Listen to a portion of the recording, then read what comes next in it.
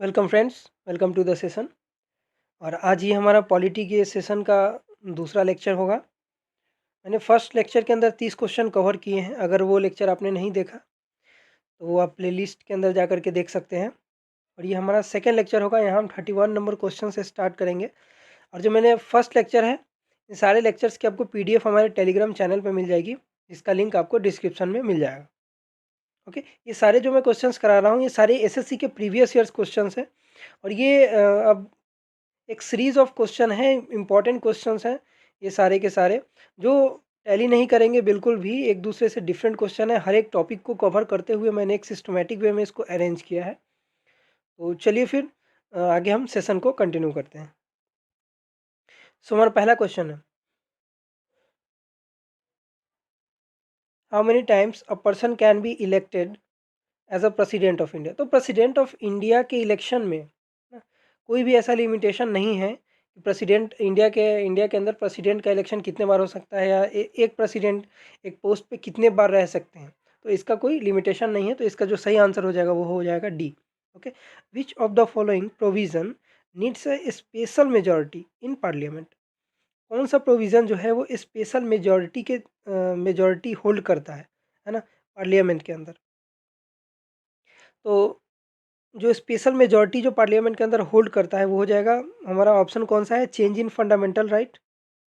सो ये हमारा जो हो जाएगा ये करेक्ट आंसर हो जाएगा। जैसे फंडामेंटल राइट के अंदर कुछ भी चेंज करना हो, है ना, अमेंड करना हो, तो उसके लिए स्पेशल मेजॉरिटी की ज़रूरत पड़ती है। क्रिएशन ऑफ स्टेट, इसमें भी मेजॉरिटी की ज़रूरत पड़ती है। Evolution of the legislative council in A state, legislative council का एवोल्यूशन। लेजिस्लेटिव देखो बेसिकली दो होता है, लेजिस्लेटिव काउंसिल, एक होता है लेजिस्लेटिव असेंबली। तो जो लेजिस्लेटिव असेंबली है वो हर एक स्टेट के अंदर है, बट लेजिस्लेटिव काउंसिल जो है ना, जिसको हम विधानसभा बोलते हैं, सॉरी विधान परिषद बोलते हैं। तो Vidhan Parishad that is legislative council, ये सिर्फ 7 स्टेट्स के अंदर है। ओके, तो ये 7 स्टेट्स के अंदर लेजिस्लेटिव काउंसिल है। ठीक, सेकेंड बात करें थे rules and procedure in parliament. Procedure and rules के बारे में भी अमेंडमेंट होता है, इसके लिए भी मेजॉरिटी चाहिए होती है। बट इन सारे ऑप्शंस की बात करें तो जो सबसे जो सुपीरियर जो हमें सेलेक्ट करना है वो होगा option number A, change in fundamental right. तो फंडामेंटल राइट का जो चेंज है वो स्पेशल मेजॉरिटी होल्ड करता है। तो इसमें हमारा करेक्ट आंसर हो जाएगा option number A. Then which article was refer to as the heart and soul of the constitution of India. ये हमारा है सही आंसर, उसका आर्टिकल 32। आर्टिकल 32 इसको हम ये हमारा फंडामेंटल राइट के अंदर आता है। तो फंडामेंटल राइट की बात करें तो फंडामेंटल राइट कौन कौन से आर्टिकल तक आती है। फंडामेंटल राइट आता है हमारा आर्टिकल आर्टिकल 14 एंड 18, है ना, ये सारे इंक्लूड है फंडामेंटल राइट के अंदर, ये भी आर्टिकल इंक्लूड है। बट एक्चुअल जो फंडामेंटल राइट का जो रेंज है वो आ जाता है हमारा आर्टिकल 12 से 35 तक। सॉरी, 1 सेकेंड, आर्टिकल 12 टू 35, ये जो हमारा है ये कंसिडर करता है फंडामेंटल राइट के अंदर। फंडामेंटल राइट के अंदर इसी के अंदर हमारा आ जाता है आर्टिकल 32, जिसको heart and soul of the Indian constitution किसने कहा है, डॉक्टर भीमराव अम्बेडकर ने। और आर्टिकल 32 को, आर्टिकल 32 के अंदर हमने फर्स्ट लेक्चर के अंदर पढ़ा था, हमने 5 तरीके के रिट्स पढ़े थे, है ना। तो 5 तरीके के रिट्स जो है ये भी आर्टिकल 32 के अंदर आता है। ओके, चलिए फिर नेक्स्ट क्वेश्चन के अंदर हम चलते हैं। Which article can be used by the president of India to declare financial emergency. 3 तरीके की इमरजेंसी हमने डिस्कस कर चुके हैं। वो फाइनेंशियल इमरजेंसी जो हमारा आर्टिकल 360 के अंदर आता है। देन हमारा स्टेट इमरजेंसी आर्टिकल 356 के अंदर आता है। देन नेशनल इमरजेंसी वो आर्टिकल 352, आर्टिकल 352 के अंदर कवर होता है। तो ये हमारे 3 तरीके की इमरजेंसी लगती है इंडिया के अंदर। तो इसका राइट आंसर यहाँ पे बात की गई है फाइनेंशियल इमरजेंसी की, तो यहाँ फाइनेंशियल इमरजेंसी में आर्टिकल 360 हो जाएगा। Which of the following is not a which of the following is not a fundamental duty. इसमें से कौन सा है जो फंडामेंटल ड्यूटी नहीं है। तो to avoid by constitution and respect the national flag, ये फंडामेंटल ड्यूटी है हमारी। To promote harmony and brotherhood, ये फंडामेंटल ड्यूटी है। To hold and protect the sovereignty, ये भी फंडामेंटल ड्यूटी है। But abolition of titles except military and academic, तो ये जो है ये हमारा फंडामेंटल राइट है। एबोलिशन ऑफ टाइटल किस में मेंशन किया गया है, ये है आर्टिकल 18 के अंदर, और आर्टिकल 18 के अंदर है। और ये किसके अंदर आ जाता है, राइट टू इक्वालिटी के अंदर आता है। Right to equality article 14 to 18 आती है ना। राइट टू इक्वालिटी हमारा आता है वो आर्टिकल 14 to 18। इसके अंदर आ जाता है हमारा क्या, abolition of title and except. Abolition of title की बात की जाए तो आर्टिकल 18 के अंदर आ जाएगा।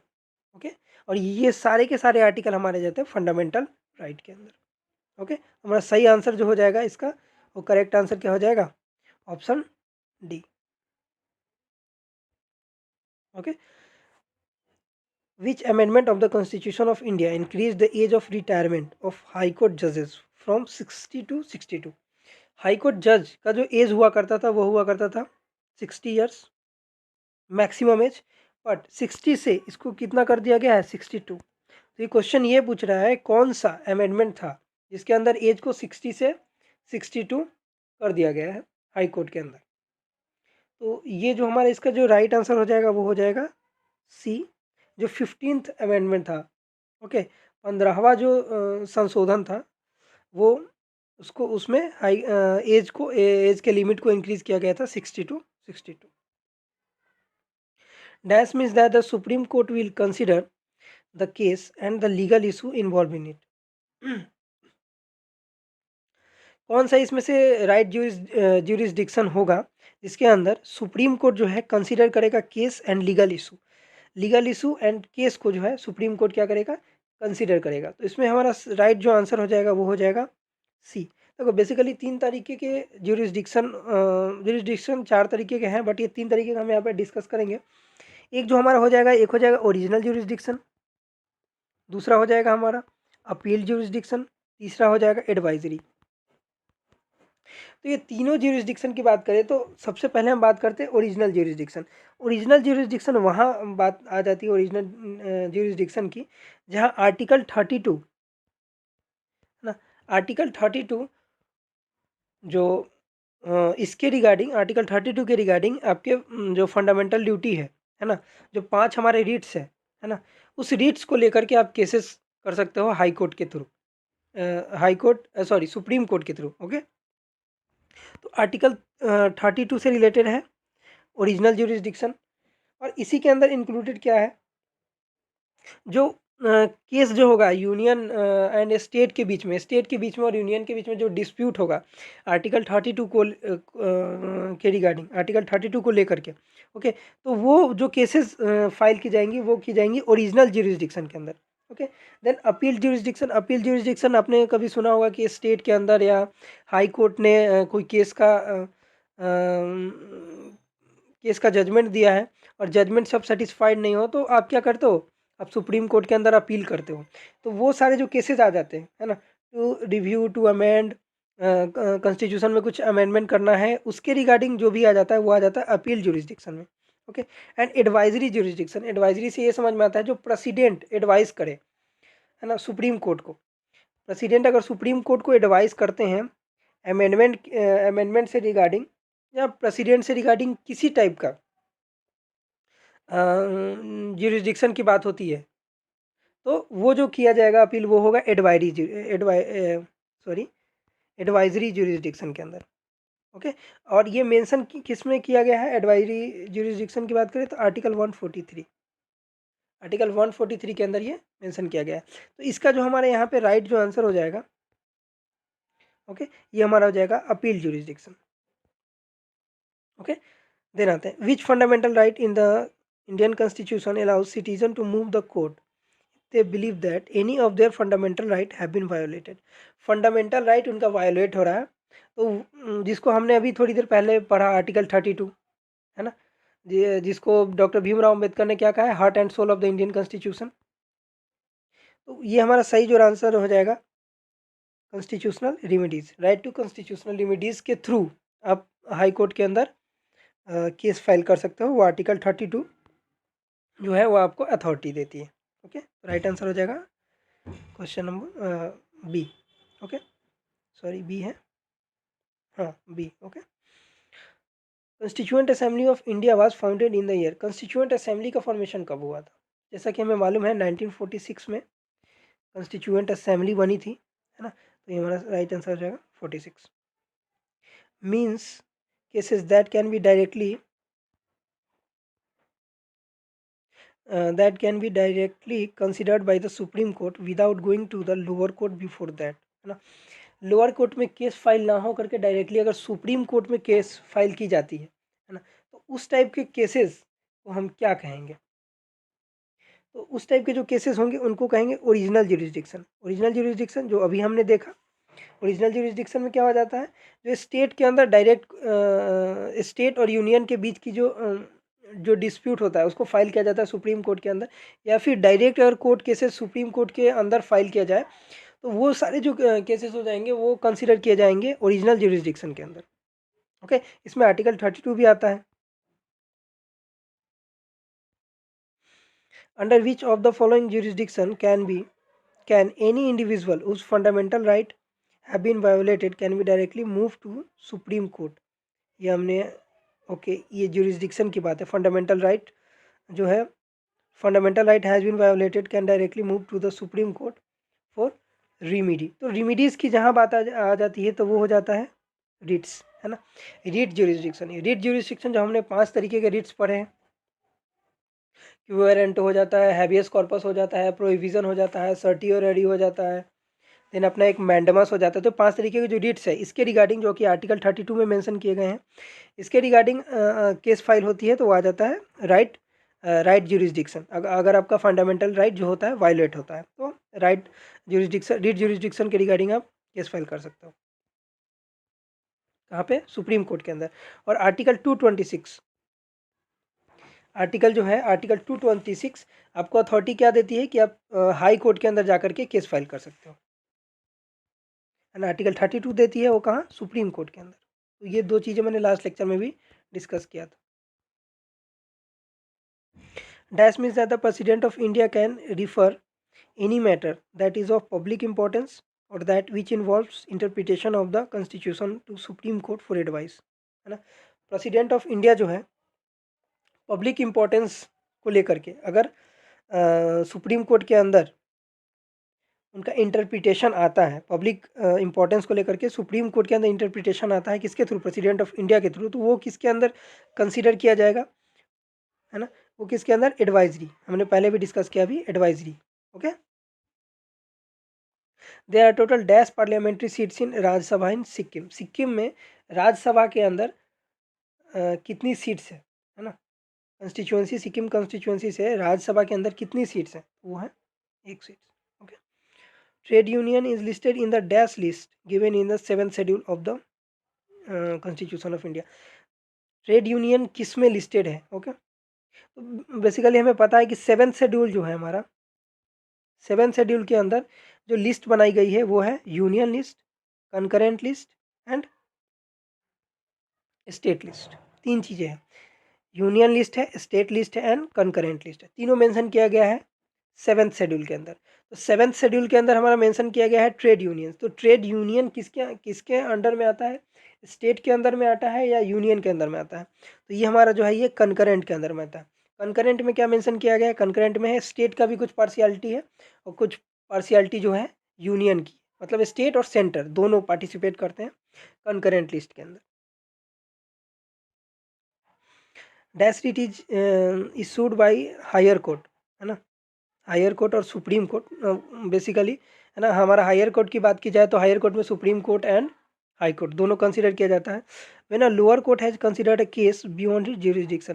देखो लोअर कोर्ट जो है हमारा, जैसे डिस्ट्रिक्ट कोर्ट हो गया, तो डिस्ट्रिक्ट कोर्ट के ज्यूरिसडिक्शन के अंडर में नहीं आता, बट डिस्ट्रिक्ट कोर्ट जो है उसने केस को, अगर आप केस फाइल कर रहे हो और डिस्ट्रिक्ट कोर्ट ने उस केस को एक्सेप्ट कर लिया है, बट वो डिस्ट्रिक्ट कोर्ट के ज्यूरिसडिक्शन में नहीं आता है, ठीक।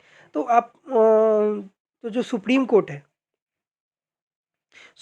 है ना, वो किस तरीके की रीट्स जो है ना, सुप्रीम कोर्ट या हाई कोर्ट किस तरीके की रीट्स फाइल कर सकती है, तो वहाँ पे जो रीट्स जो फाइल कर सकती है सुप्रीम कोर्ट, वो प्रोहिबिशन का कर सकती है। अब प्रोहिबिशन में क्या हो जाता है ना, प्रोहिबिशन में ये बात होती है कि किस जो फॉल्स केसेस, इस इन सारे केसेस को बोल जाते हैं फॉल्स केसेस। क्यों? क्योंकि आपके जुरिस्डिक्शन में तो आता नहीं है, ये तो आप हाई कोर्ट में या सुप्रीम कोर्ट में डायरेक्ट अपील कर सकते थे, बट आपने डिस्ट्रिक्ट कोर्ट के अंदर अपील कर लिया, तो सुप्रीम कोर्ट या हाई कोर्ट जो है वो डिस्ट्रिक्ट कोर्ट के अंदर क्या करेगी, रिट्स फाइल करेगी प्रोविज़न के थ्रू। ओके, प्रोविज़न के थ्रू, प्रोविज़न में क्या है कि आप किस अथॉरिटी से, है ना, किस अथॉरिटी से आप इन केसेस को चला रहे हो, मतलब ये सारे जो केसेस हो गए ये तो फॉल्स केसेस हो गए क्योंकि आपके जुरिस्डिक्शन में आ नहीं रहे हैं, तो प्रोविज़न के थ्रू कर सकते हैं। ये जो हमारे 5 रिट्स है उसके अंदर ये भी मेंशन किया गया। Which fundamental right in Indian constitution includes equal access to shopping, bathing, hotels etcetera. तो किस राइट्स के थ्रू, है ना, हम शॉपिंग कर सकते हैं, सभी को इक्वल राइट दिया गया है, अपॉर्चुनिटी दी गई है। या बाथिंग कर सकते हो, होटल्स के अंदर ट्रैवल कर सकते हो, सिटीज़ अक्रॉस आप ट्रैवल कर सकते हो, तो कौन से अथॉरिटी के थ्रू हम कर सकते हैं, है ना। तो इसका जो सही आंसर हो जाएगा राइट टू इक्वलिटी। जो राइट टू इक्वलिटी है हमारा आर्टिकल 14 से 18 में मेंशन किया गया है ना। Right to equality article 14 to 18, right to equality, right to freedom, है ना,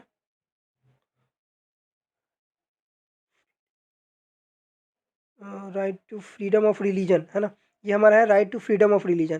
तो right to freedom of religion कहाँ से कहाँ तक मेंशन किया गया है, article 25 to 28, freedom of religion यहाँ तक। Right to liberty and personal freedom, one second, है ना, right to liberty and personal freedom, ये जो ऑप्शन ए है ये हमारा आर्टिकल कहाँ से कहाँ तक मेंशन किया गया है, article 19 to 22। Okay, cultural and educational right, cultural and educational right हमारा कहाँ से कहाँ तक मेंशन किया गया है, आर्टिकल 29 टू 30। ओके, तो ये cultural and educational right mention किया। इस तरीके से हमारे आर्टिकल्स मेंशन किए, सारे के सारे जो आर्टिकल आएंगे फंडामेंटल राइट के अंदर आएंगे। Dash means that the Supreme Court, dash means that the President of India can refer any matter that is of public importance or that which involves interpretation of Constitution to Supreme Court for advice. Okay, I think ये question हमने पहले भी discuss कर लिया है ना, appeal jurisdiction के अंदर। President of India can refer any matter that is of public importance और that which involves interpretation of constitution to supreme court for advice. ये अपील जुरिस्डिक्शन के अंदर नहीं हो सकता, एडवाइजरी के अंदर है, क्योंकि एडवाइजरी के अंदर अभी हमने ये क्वेश्चन को डिस्कस किया। ओके, तो इसका जो राइट आंसर हो जाएगा एडवाइजरी जुरिस्डिक्शन हो जाएगा। ओके, क्योंकि प्रेसिडेंट से रिगार्डिंग है, प्रेसिडेंट अगर पब्लिक इंपॉर्टेंस के लिए जुरिस्डिक्शन के अंदर सुप्रीम कोर्ट के अंदर, है ना, इंटरप्रिटेशन करता है, तो वो एडवाइजरी जुरिस्डिक्शन के अंदर हमारा जो है वो आ जाता है।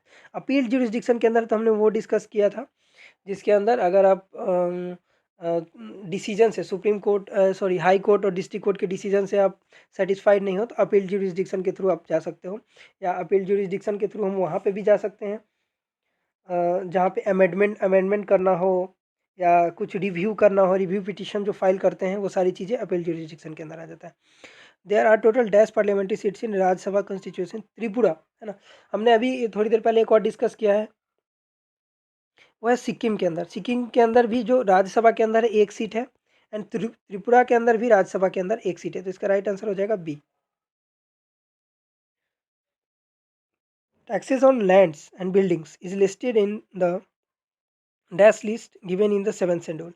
तो 7th शेड्यूल के अंदर मेंशन किया गया है टैक्स एंड लैंड्स के अंदर, वो किसके अंडर में आता है, यूनियन लिस्ट के अंदर आता है या स्टेट लिस्ट के अंदर आता है या कंकरेंट लिस्ट के अंदर आता है।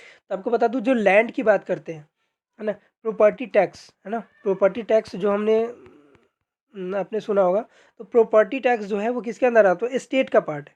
ओके, तो taxes on lands and buildings हो जाएगा स्टेट का part. Okay, there are total dash parliamentary seats in Rajya Sabha constituency in Maharashtra.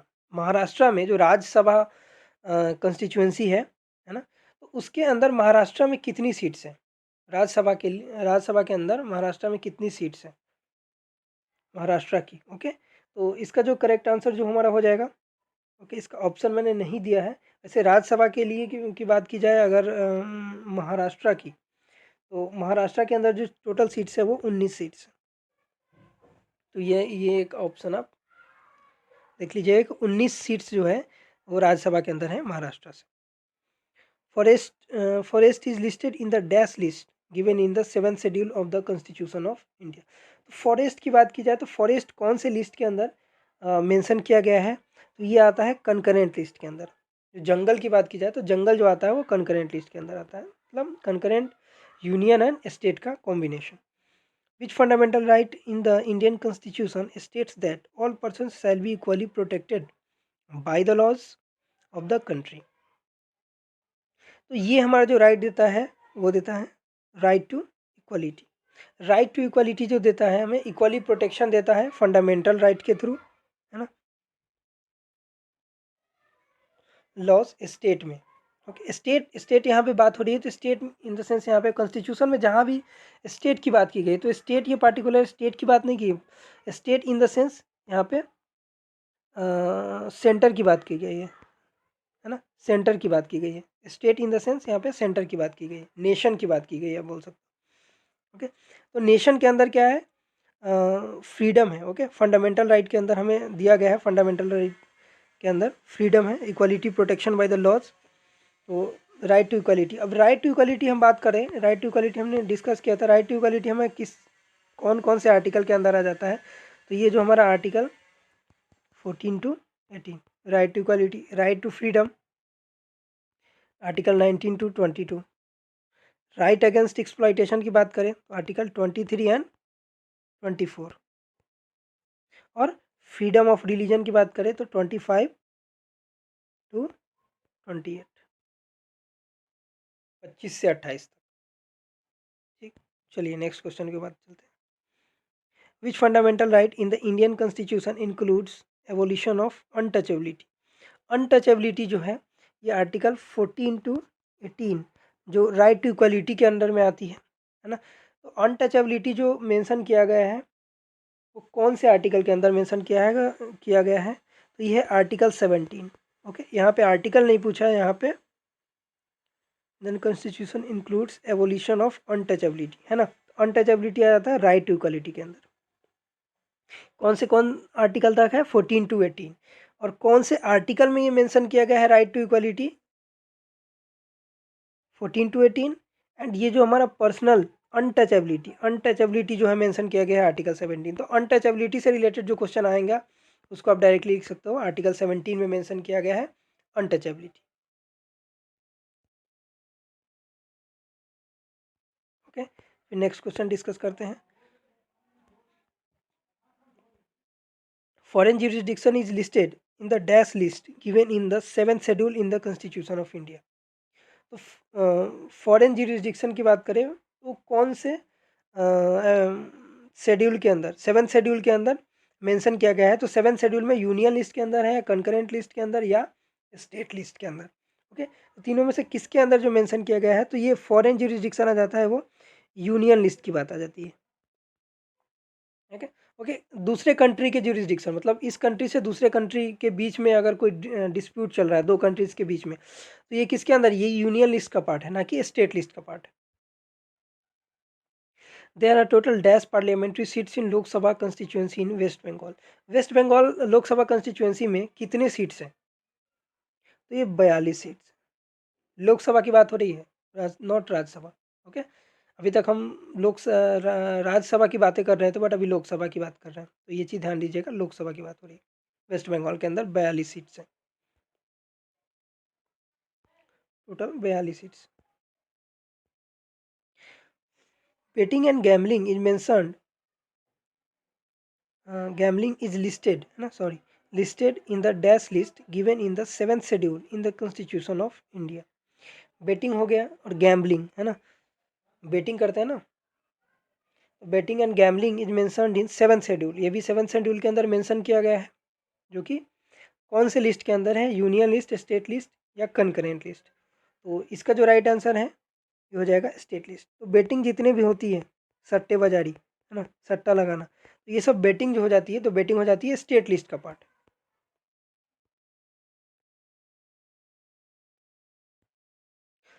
dash is issued when the court finds that a particular office holder is not doing legal duty and there is infringing on the right of an individual. अगर कोई office holder है, वो अपनी legal duty नहीं कर रहा है, वो अपनी ड्यूटी फेथफुली नहीं कर रहा है, ओके, तो लीगल इलीगली वर्क कर रहा है, तो उसके ऊपर कौन सा किस टाइप का केस किया जा सकता है, कोर्ट केस किस टाइप का किया जा सकता है। वो लीगल ड्यूटी नहीं कर रहा है तो इसके लिए आप हैबियस कॉर्पस तो बिल्कुल भी नहीं कर सकते। हैबियस कॉर्पस पुलिस के रिगार्डिंग हो जाता है, ओके, तो हैबियस कॉर्पस पुलिस के रिगार्डिंग हो जाता है। फिर आपका आ जाता है क्यूओ वारंटो।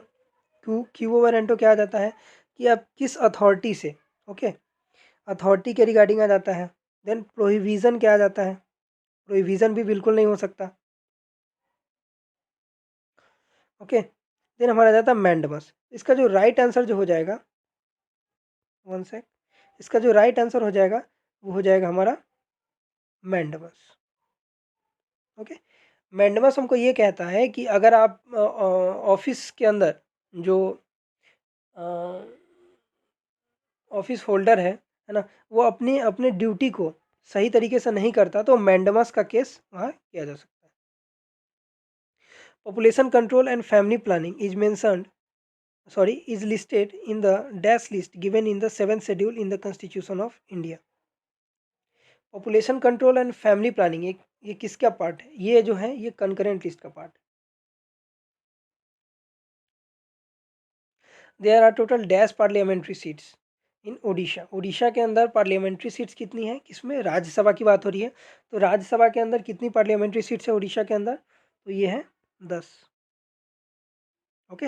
राज्यसभा के अंदर 10 सीटें। अभी हमने डिस्कस किया सिक्किम, सिक्किम के अंदर कितनी सीट्स थी, 1 सीट थी। और एक स्टेट हमने डिस्कस किया अभी थोड़ी देर पहले सिक्किम के अलावा, तो वो आप कमेंट में ज़रूर बताइएगा कौन सा स्टेट है जिसके अंदर 1 सीट हमने अभी डिस्कस किया था। Central bureau of intelligence and investigation is listed in the dash list given in the 7th schedule of the constitution of India.